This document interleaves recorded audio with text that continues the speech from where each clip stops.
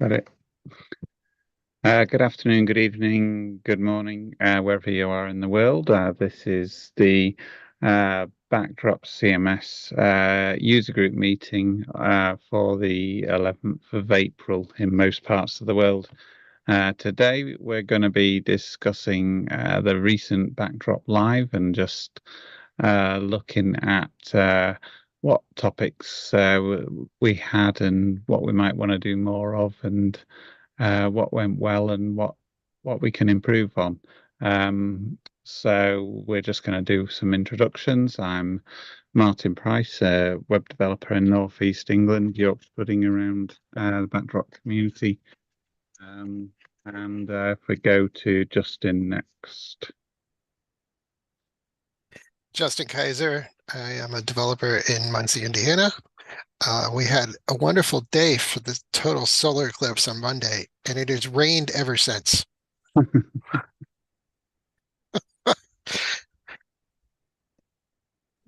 me, the opposite. I'm Tim Erickson, St. Paul or St. Paul Tim on the internet, but living in Deerwood, Minnesota now.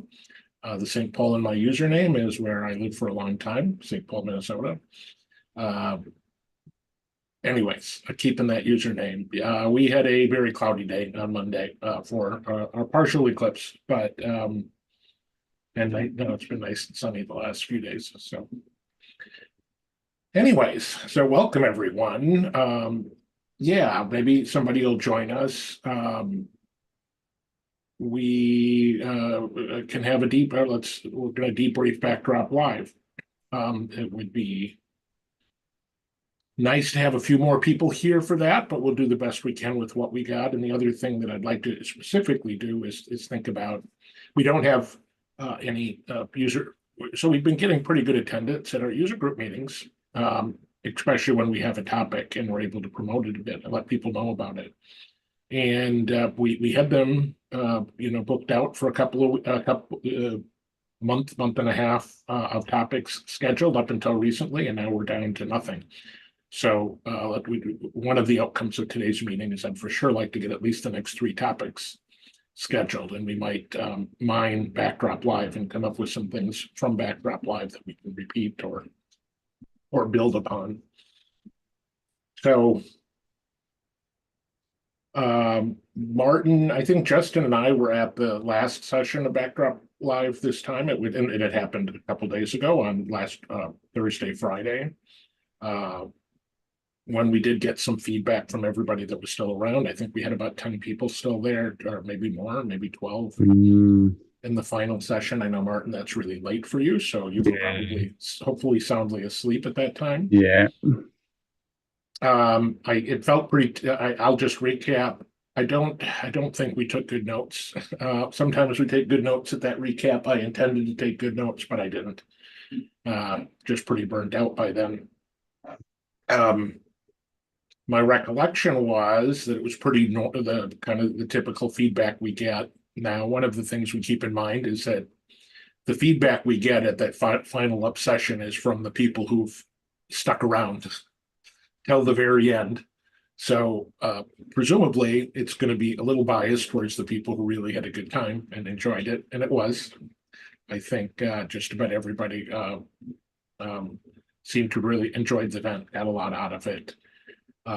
Now, folks that weren't getting things out of it probably would have left by then. So, but I'm unaware of that. I don't know if I haven't gotten any negative feedback yet. If any of you have heard anything from anybody, feel free to share it.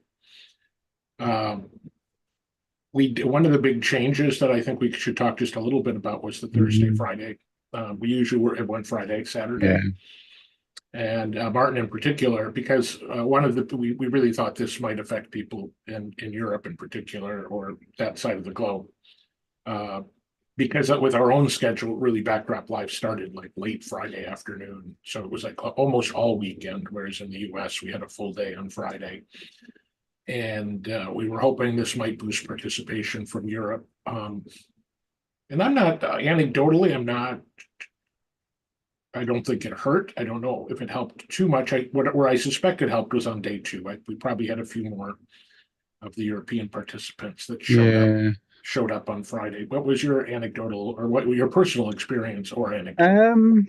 My personal experience. I mean, myself and Greg, also known as Clonus, um, were around for most of the Block D session, just as a kind of hosting an open Q&A in case anyone wanted to come along, and we didn't get anyone, but I for me, I think it worked better because it wasn't at the end of a long week. It was starting partway through the week when I wasn't already exhausted, and I think we may have better luck in October. We're in. I don't know what it's like in the rest of Europe. In the UK, we're in Easter holidays at the moment. Yeah. So it that could have had a bearing on it, which we wouldn't have if we do it at the similar time in October. So for me, I definitely felt that having the Thursday Friday was an improvement, and I think one thing I think we were a little poor on promoting the event in plenty of time across our social media. I think we myself included, we weren't as up to speed at getting that done in plenty of time, which might have also had an impact on it. Yeah. I'm all for not using Saturday. You're all for that? Yeah, Thursday and Friday was much better. I was fine with it. I do backdrop as work and as a hobby. I often do backdrop stuff on Saturday as well. For me, it ate up more of my work week, which has its negative side, but I understand that for most people, it does work better, and it wasn't a serious problem for me. So I'm totally comfortable with that. I will say, in terms of our promotion, Martin, I mean, you're certainly absolutely right. We didn't promote it as well as we should have. On the other hand, our attendance was pretty typical. I would say, if anything, above average in terms of pure registration. Now, above average is, maybe by a couple of people. I'm not talking much. Right? So normally we get between 40 or, I don't know, anywhere. We've had, I think, at the low end, like 35 registrations, and in the high end, maybe 60, 65. We were right around 45 this time, which is sort of in the middle of that curve. And I would say also probably pretty close to the average if you averaged it out. But we didn't, it might be that we'd have gotten more people if we had actually, well, I think it's always true that if we'd done more promotion, we might have gotten more people. I think I had hopes that Block D might work better on a Friday rather than a Saturday.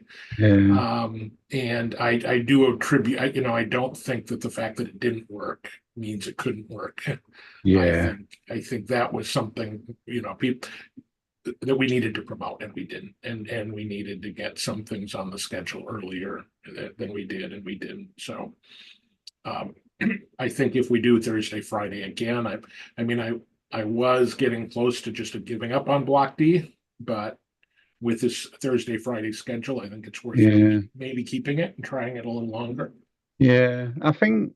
Well, I wonder with plenty of notice, whether it would be worth if we could encourage our German-speaking parts of the community to sort of host like a German session, and possibly I'm not sure if there's enough, but possibly a Spanish session as well, but which could help. We have had both of those, but it goes back quite to Yeah. the first couple of Backdrop Lives. I think we actually had more activity in that Block D way back at the beginning, just because I really tried to recruit people.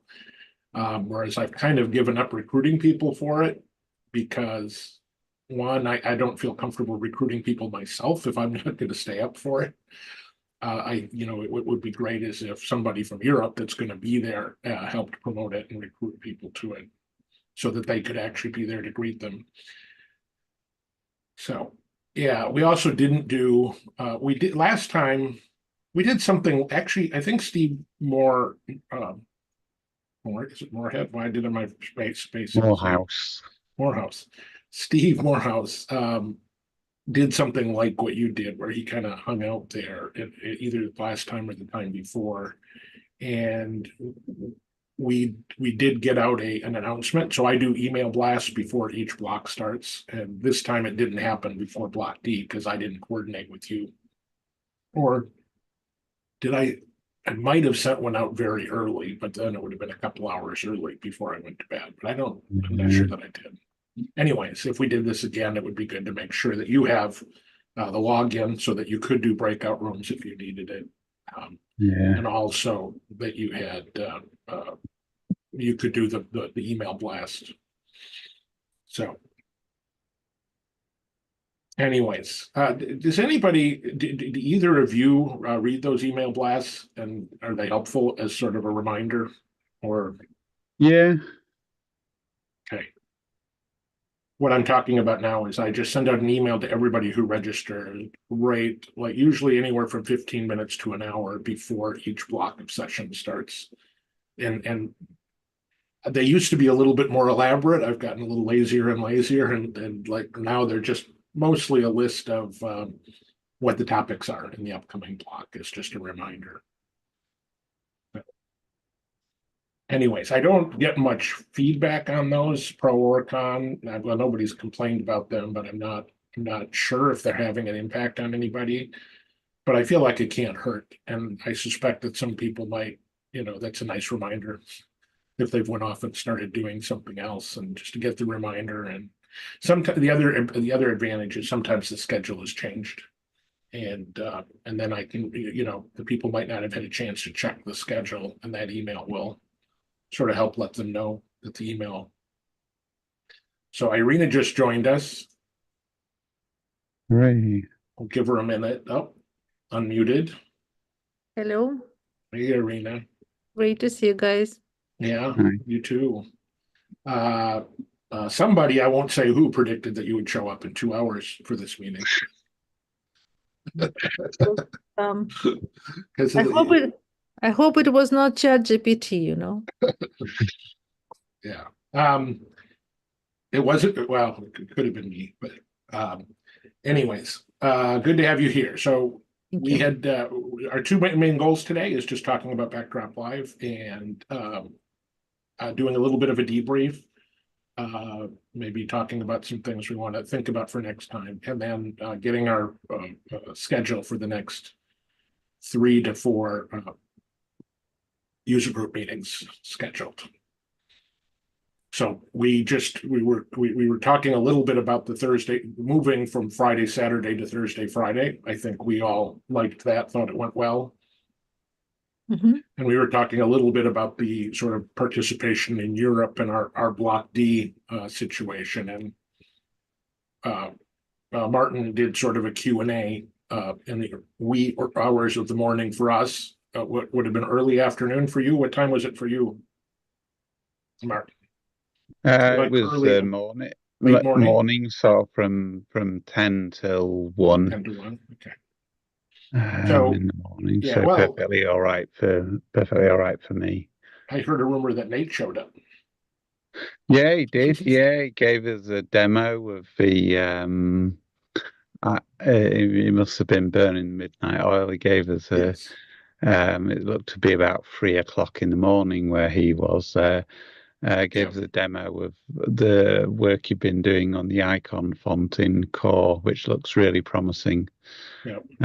So It does. Yeah, I've been looking at that issue this week. So, anyways, Irina, did you have any feedback on Backdrop Live? How did you think the schedule went? And Well, I had a luxury of attending sessions that I wanted and having discussions that I wanted. Mhm. So I'm very happy. I think that there are lots of conversations on what to do with online events versus in-person events. There's a big conversation on Drupal Slack in event organizers channel, like what people get at which event. And you've been at MidCamp, and then there was Backdrop Live right Mhm. after. So it's interesting to compare, and clearly one of the big things is we want to see new people joining community. And Mhm. events are a very good way to welcome people. Mhm. The question is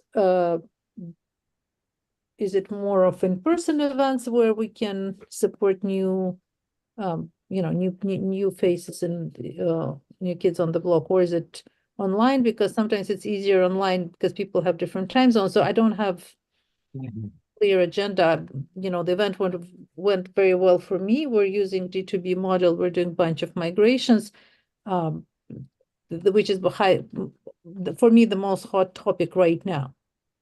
In a year, I Mhm. was probably in a different place where we're like, okay, now we're dealing with something else. But at this point, Yeah.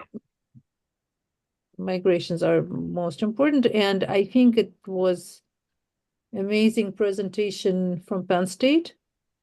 Really liked it, and lots of great other things happening. Yeah. So normally I would have thought that's a good one. I didn't get to go to that one. I did have get into another discussion. Could you give me a quick summary of the Penn State presentation? What did they have to say? Is it very Uh, similar to the Stanford one a while back, uh, or no, I think it's more okay? elaborate because first two sites in Stanford, the advantage of using Backdrop that both Mhm. sites were very, I'd say, unique. They have very specialized workflow. They're web applications. They're not really websites. Mhm. The use case for Penn State is closer to what I'm doing right now. At Stanford there's lots of sites that need to move off Drupal 7 within the reasonable budget. Mhm. And by having streamlined migrations, there are 5 sites, I believe, that were moved from 7 to Backdrop within the budget. So I Mhm. think this is a wider use case and more tools. Sure. Okay, That's kind of my summary. sure.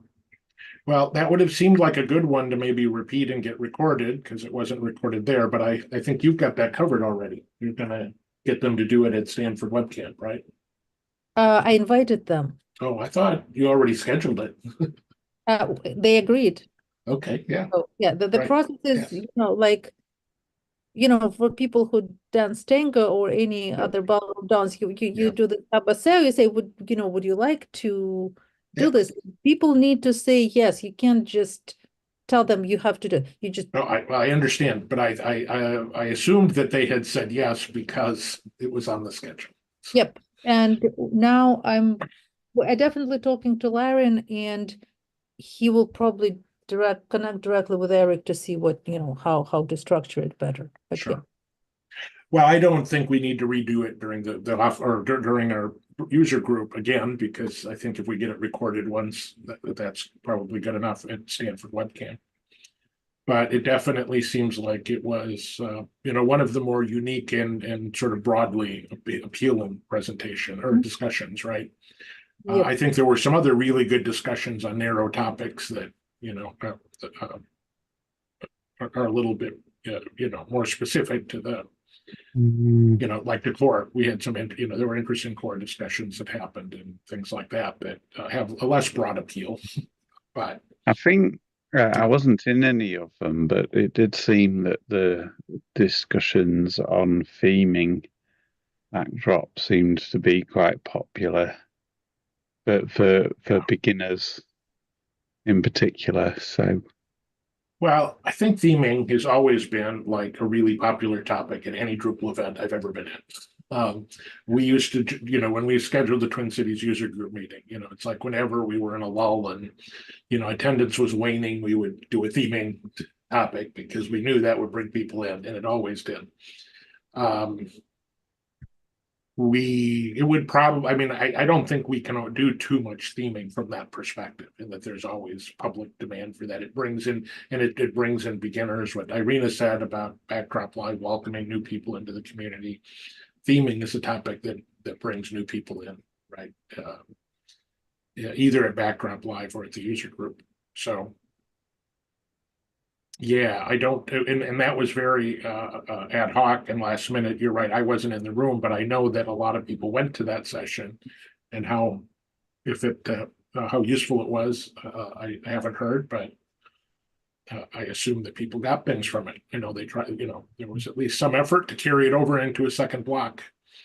Any other sessions that really stood out in people's minds? So, okay, if anybody wants to give me blunt feedback, do I do too much? It's like I really, for me, there's a lot of things I want to talk about. So, and as long as there's space on the schedule, I go ahead and schedule, obviously more than my fair share of topics. And I'd be happy to back off if other people were filling up the schedule, but I don't think anyone has a problem with you. Okay. And I also just did the whole, there's Luke.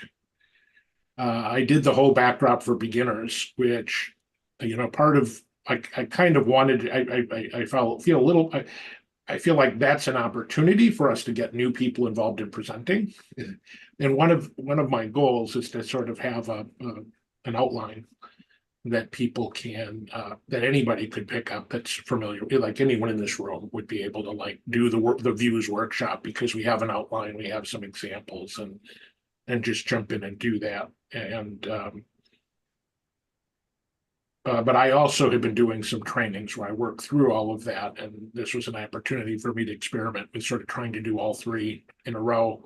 The problem, one of the, like the first session on layouts, or the first one was just on content types, and only one person showed up, and it's like I don't want to go through a structured presentation with one person that might have very different needs, right? Like, so that seems silly. So, particularly for that session, we just winged it, and it was interesting because the person gave me the impression that they were familiar with, Drupal and Backdrop, but it turned out that they very much appreciated a back to basics.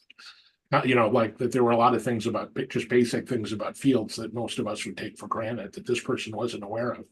So I think we had a really good discussion, and they really appreciated it. And that, again, I mean, I'm really glad that we've been doing that backdrop for beginners, because every time there's at least some people like this person. And views and content types are both sessions that people are more familiar with, but then when we get to layouts, that's always the most popular of the backdrop for beginners, because it's the thing that people most don't understand and need help with for obvious reasons. So Luke, we're just sort of rehashing how things went and feedback. I've taken a few notes, really not many. So, but did you have any particular feedback to share? And I think particularly I'm looking for sessions or topics that are worth repeating. Anybody? I wasn't, because of the timing, I wasn't able to attend one about DDEV for Backdrop, which I might have been interested in. Yeah. Just seeing, so that could be a good one.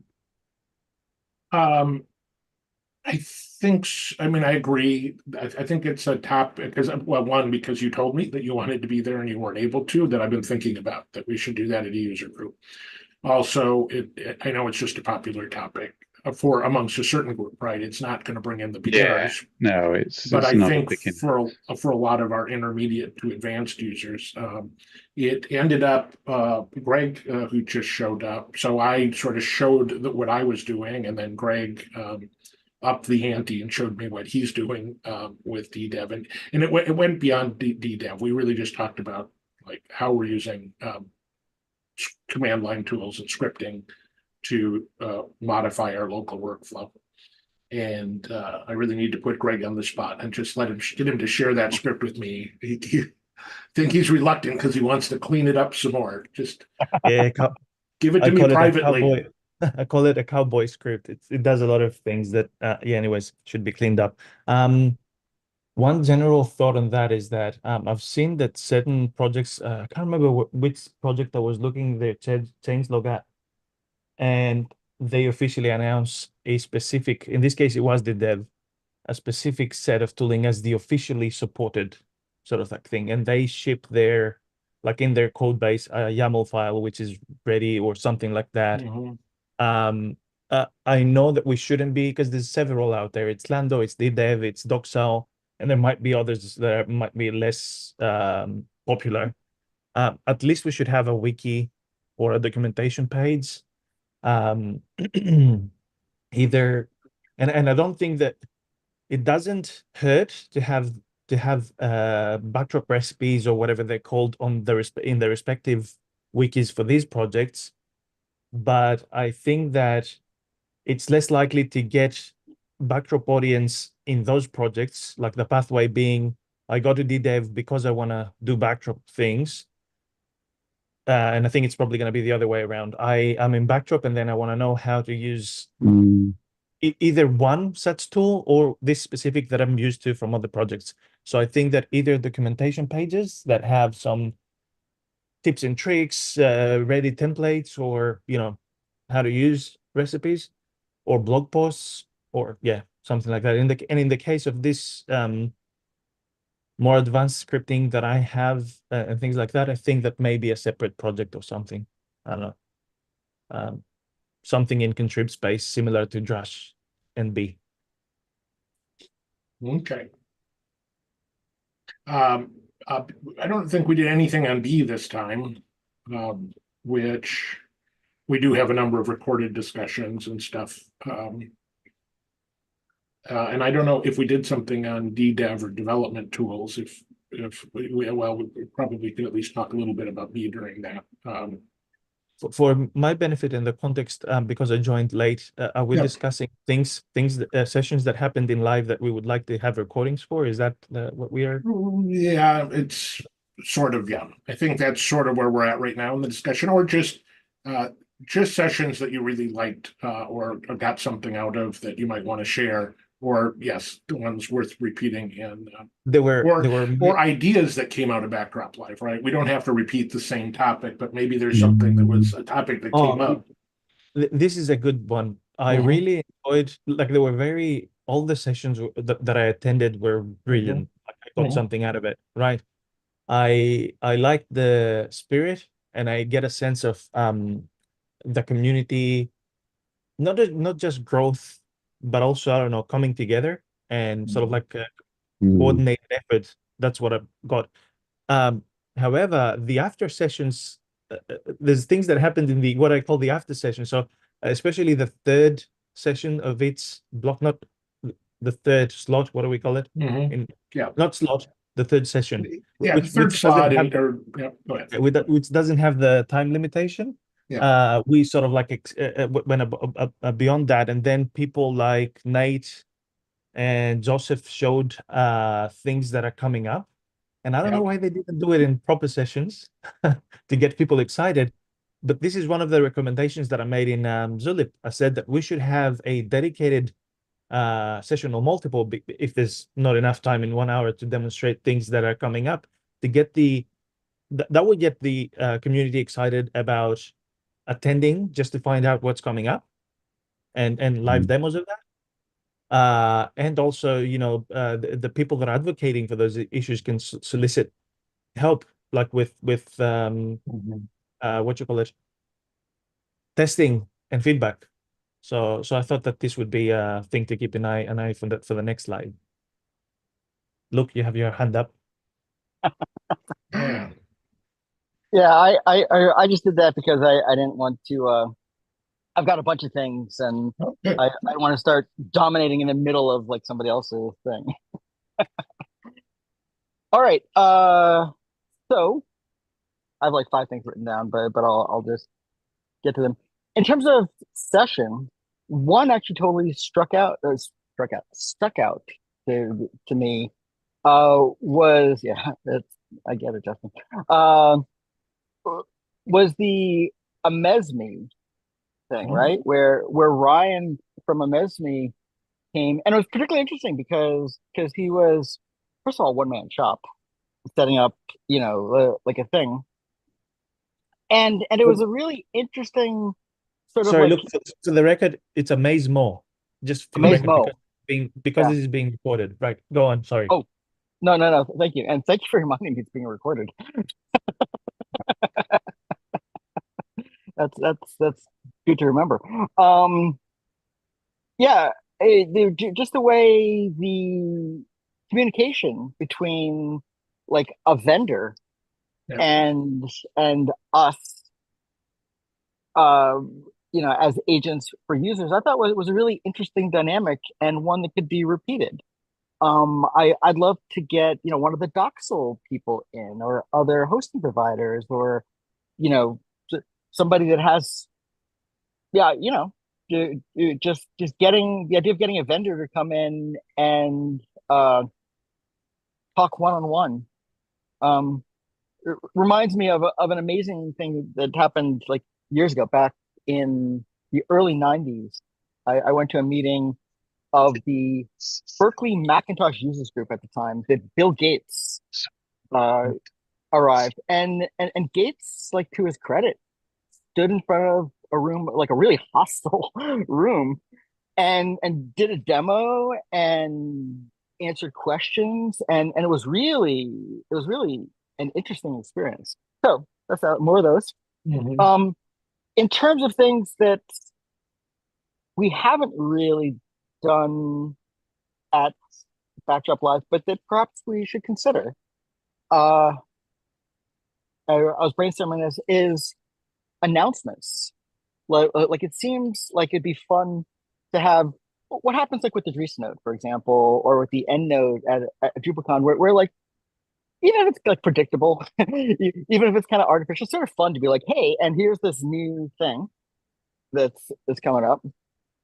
Similar to that, but kind of the reverse of that is that I think maybe it might be a good idea to have something specifically for newcomers who might be interested in getting involved in something, but don't know what it is they want to do, and just sort of a like, like a volunteers jobs fair kind of stuff. Like, are you interested in Backdrop, but don't really quite know where you fit in? Here's where you can come and get guidance on things that could be done. More formally on that line, going down my list, might be an opportunity to have votes.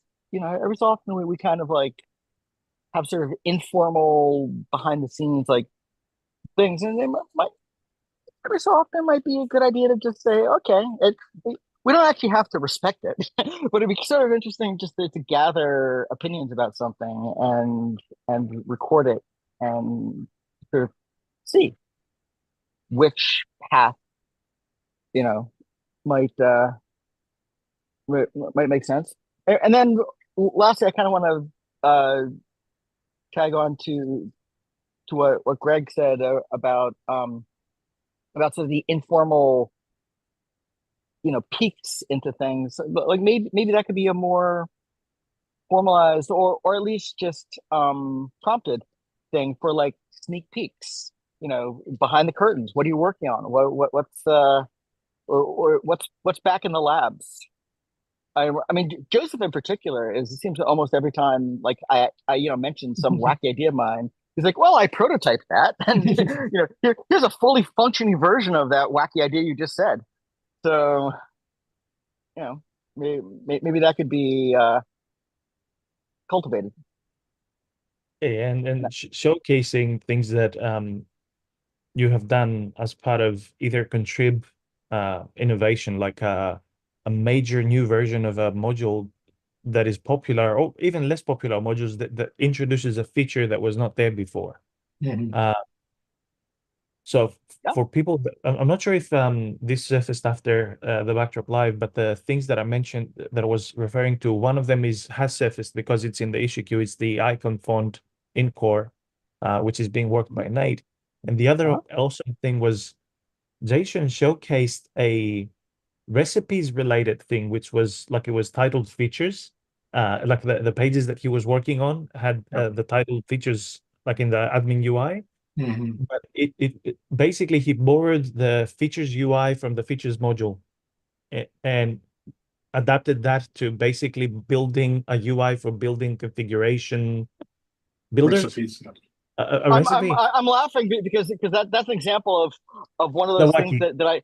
that I once said, like, wouldn't it be cool if you just had the features interface and on top of Yeah, so recipes, and he was like, oh, okay, I'll do that. Boom. yeah, and he's at the point now where it works. It's just that he needs to put checkboxes so that you can select which of those config changes you want to include in his bundle that you end up building. Another Fantastic. Yeah, it's awesome. It's fantastic. And this would get certain, like, I know that this is very, like, if you haven't been digging into config and recipes, it wouldn't sort of like, it would still be interested, but not so excited. But I know for a fact that there's several of us in the community that are waiting for this feature to land, and they would get excited and help with it. Just on a personal note, one wacky idea that I've had, and I do have an issue for it. It's just, it seems that it's probably, I'm going to turn that issue into a meta and start working on smaller pull requests. There's an issue titled something along the lines of start using the terms layout builder and layout template builder for the things that we have. And there's reasons for that, like people that are coming from Drupal, if they're from Drupal 7 and they say, oh, Drupal 8 and beyond have a layout builder, does Backdrop have it? And we call it like block management or something like that. Or kind of, what is it called? Blocks something. I would When call you it layouts. no, not the layouts listing page, but when you click the manage thing, we call it the block management interface. That's what we call it. I think it says it's the configure blocks bit of Something like that. of Yeah. layout within layouts. Yeah. So, and the other thing was that I was thinking, the wacky idea was that a lot of people like the functionality of the flexible layouts, Mhm. where you can basically, that's what it is, build a layout template and adjust it right the way that you want it. The difference with those what we call flexible layouts or layout templates and the regular ones is that the regular ones are basically PHP code and HTML code, Mhm. and the other ones are configuration. And my wacky idea is to have an API or some functions that can convert from one to the other. Mhm. And basically, we also had the problem of, do people understand what we mean by flexible layouts? And do they confuse it with the flexible as in responsive? Because all layouts are responsive. Why do we call these flexible ones if the other ones are flexible? Or anyways, there's questions that like those that surfaced over time. And for us that we are sort of like the insiders, we all know what it is, but people that are there, they're not exposed directly. So I was thinking of a UI where a person says, oh, I like this core provided layout, but I wish it had another region there. So click a button, Mhm. use that non-flexible layout to build a flexible layout where you can add the regions and adjust them as you want, and then use that. So that's my wacky idea, but I haven't gotten close to that. To a functional demo, that is. So things like that, which are a bit, they seem like obvious new features because we have smaller ones that don't impact the UI as greatly. For people to understand it, we need to have a session. Like if we are to gather momentum around it, that's why I was sort of like, they're not as obvious, or you need to dig into specific use cases in order for them to surface or become a need for you. That's what I see that Irina You muted yourself. Maybe you wanted to chime in and say something. Yeah, I wanted to mention that this flexible and flexible layouts are important, especially in relation to new core theme. Basis theme, I like it. It's generally very, very good. I think it's more about something to do with the separation of theme and the layout, which I actually really, really like. But when people get backdrop out of the box, if left sidebar is empty, there is still empty space. And also, there's a bunch of bugs posted by Tim Erickson personally that if you have a table in the body, and block in the right sidebar, then you can't access block in the right sidebar because it overlaps with certain sizes. So this is a very important topic, especially for newcomers. And I know that there are different perspectives, like, you can't have huge body that's like, fills your huge screen because it's not readable, but that is addressed in the theme layer, not so much in the layout. So I think it's very important discussion, and I don't have any specific recommendation except that it would be really lovely if we can figure it out. Well, in terms of bringing that back to Backdrop Live, I think one of the people that a few of us are good at doing is just using Backdrop Live for those kinds of discussions, right? I put the discussion about CSS, make it, how we make CSS changes to core, because it was just it's something we need to talk more about. It isn't going to get solved in the issue queue. It's just been held up there for years. And again, config recipes is something that I just I feel strongly about, and I've been saying I'm just going to keep bringing this up at every Backdrop Live, hoping to sort of gradually build momentum. And I think a lot of people aren't comfortable doing that, but they should be. To me, that's what Backdrop Live is for, and I think people appreciate that. And so, I'd love to see Joseph, put a topic and just one of his ideas, and like you say, show it off and get feedback and use Backdrop Live to get people interested in it. And anybody can do that. And unless other people are finding one of the dilemmas as an event organizer, I'm aware of the fact. I think that there's different audiences, right? There's the beginners that are coming in really to learn about how to do Backdrop, and then there's the people, those of us that have been around, who want to talk about how to solve big problems. And those audiences aren't always the same. There's some overlap. I worry a little bit, like when we have a discussion about one of the very final sessions was the one about fixing CSS and core. And there were some people there that I know are absolute beginners, and because there wasn't an alternative topic for them. And I don't know if they get a lot out of those discussions or not. But I guess it's partly up to them then. So did we send a survey or are planning to, sort of like, what did you like, feedback, like we have never done a follow-up survey, and we've always said we should. Like, what are we doing well in the Backdrop Live events? What should we improve on? Things like that. We should. Yes. Yes. Absolutely, we should. I think it's already too late to do that, though. For this one, yeah. Well, it's only been 4 or 5 days, so I don't think it's at all too late to do it. All right. Well, it's been a week. It's been 1 week, right? Yeah. Yeah. If you count work days, yeah. But Luke, I know you talked a lot about this at previous follow-ups, and I did, think yeah. one thing we could, if we did do a survey, is rather than just survey the people who participated this time, is like survey all the people who've ever participated.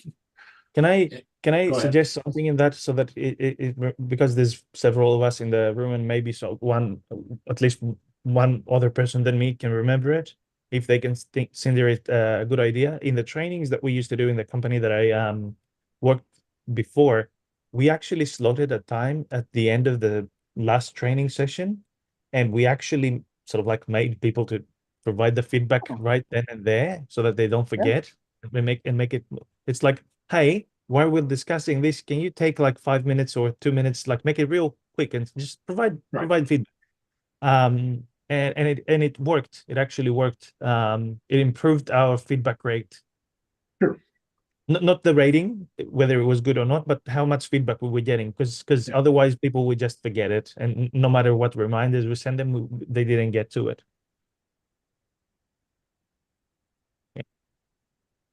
Unfortunately, the way our community works is that it just requires somebody to not only have the idea, but the motivation to implement Yes, it. to do it. And I think we're not lacking the idea, we're lacking the person who's willing to. I'm thinking, how would we like to do that? Because I know that Zoom provides some poll, or I've seen that happen before. I'm not sure if you need to have a specific version. Sure. But would we want to implement it in the live event side as sort of like invites to? Because I don't know. Right. I'm thinking, if we are to start working on something like that, even just drafting ideas or raising an issue in a queue, would it be in the queue for the live event side? Like, would we implement it as a backdrop module or feature? Or? Right. My personal preference is that we need somebody who's willing to do it, because they're going to have strong feelings on that probably. So I feel like making a decision about how we're going to implement it without having somebody interested in implementing it is a little counterproductive, unless we had an idea that would like inspire somebody to get interested in doing it. But like deciding where we're going to put the survey, I just feel like that's not really the issue. The issue is getting someone interested in doing it, and then the rest, like The where reason we why do I it mentioned- falls together. Yeah, the reason why I mentioned the event side Mhm. is because we have automated the creation of new events. We Sure. automated as much as we can. So Yep. we basically follow a process, press a few buttons, and then we have a new event. And we want the feedback to be part of the event. That's why I was thinking, do we create, as part of that process, create a new web form on the side? Like, Yes. Couldn't we just turn on, I'm not even sure they're not on, but use comments on the event nodes that are already on the event site? Couldn't, We could do moderation of that. We spam. could do Luke's idea. We could do all the ideas. We need somebody to do them. Yeah. Like, okay, saying that we're going to just use comments, right? Yeah, sure, we could do that, but it's more than just saying we're going to use comments. Somebody has to formulate the question. Somebody has to send out the invitation, right? Just turning on comments alone isn't going to do anything.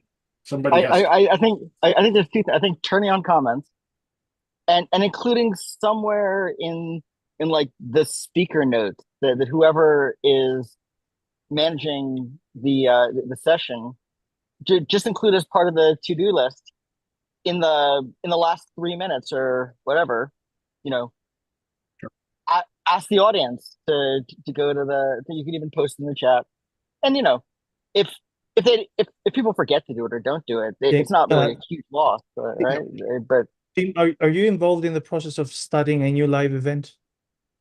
Do you know, like, is that a written down process? I honestly don't know the answer to that. Okay. I have pushed the buttons on times. I don't remember where I pushed the buttons. I think Jen has documented some of this stuff, but I don't know where. So if I were to look for the documentation, I'd have to go find it. I think the process is actually pretty smooth, and I think there is some documentation, but because Jen's like the only one who ever does it, then none of the rest of us know. I'll ask Jen. I got my Yes. answer to all the questions that I was asking before. I'll ask I Jen. mean, Luke, comments are already on for all of the sessions, and I have sent out general comments to people, encouraging them to use comments before and after topics. But somebody needs to, be more organized about that, I think, if comments are going to help. I'm not, well, we could do that. I'm not convinced we're going to get the kind of feedback we're looking for from that. I think we need to ask specific, I think what we're really looking for are things like, what do you want to see more of at Backdrop Live, which is not a comment on an existing topic, right? It's a new topic. So anyways. We're getting close to the. Oh yeah, it's time for the next meeting to start, so. Yeah. And the real Nate Lambton is here, so. Hello. And Hello. we lost No, a couple none of people. these phony Nate Lanterns. Justin and Martin both dropped off. Okay, let's end this meeting. So we were just debriefing Backdrop Live. We're going to go ahead and end that meeting. Thanks, everybody. Well, okay. We didn't do one of the key objectives I set out for this session, which was to have topics for the next couple of sessions. I think dev tools and scripts was one. Something on theming was one. Coaxing Joseph into showing off his fun projects could be one if we can coax him into doing it. Is there any others real quickly? Things that sort of concrete ideas for future user group meetings based, Yeah. Yeah. Make it sort of like a workshop, or at least for the thing that we just discussed. Feedback on live events. And I'll throw in invited vendors, even though that was more for Backdrop Live. But Sure. Well, Seems like it could, yeah, I think it's applicable to both. So Yeah. just be thinking about specific vendors. Okay, well.